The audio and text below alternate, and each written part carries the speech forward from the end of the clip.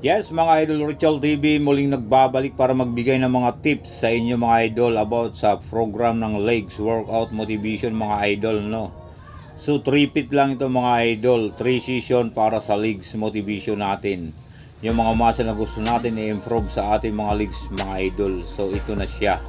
Ipakikita ko sa inyo ang simpleng pagbubuhat lamang, pero kailangan sumunod tayo sa tama direksyon ng ating mga paa para nang sa ganun makaiwas tayo ng mga injury mga idol. So panoorin nyo lang ang video na ito, matututunan nyo lahat ang tamang pagbuhat sa legs mga idol.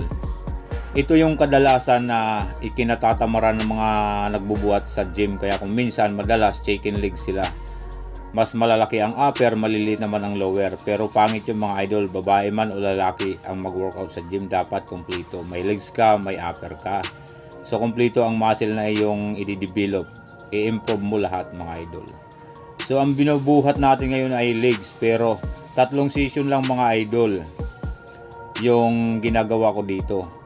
So pwede nyo ito gawin, barbell lang ang gamit mga idol. Pwede rin itong gawin, dumbbell ang gamit. So may video na tayo doon, naka-upload na sa aking YouTube channel sa Richel TV. At syempre huwag nyo naman kalimutan mga idol i-share at pakisubscribe ang ating YouTube channel Richel TV bilang pagsuporta, at libre lang naman ito mga idol. So yan ang may bibigay kong tip para sa inyo. Doon sa gustong magpaganda ng legs, puwit at saka syempre yung back at balakan mga idol.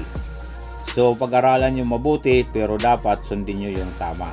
Ang posisyon ng katawan mula sa paa, tuhod, balakan, baywang at hanggang sa body natin mga idol.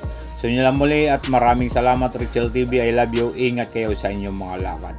Let's go boy.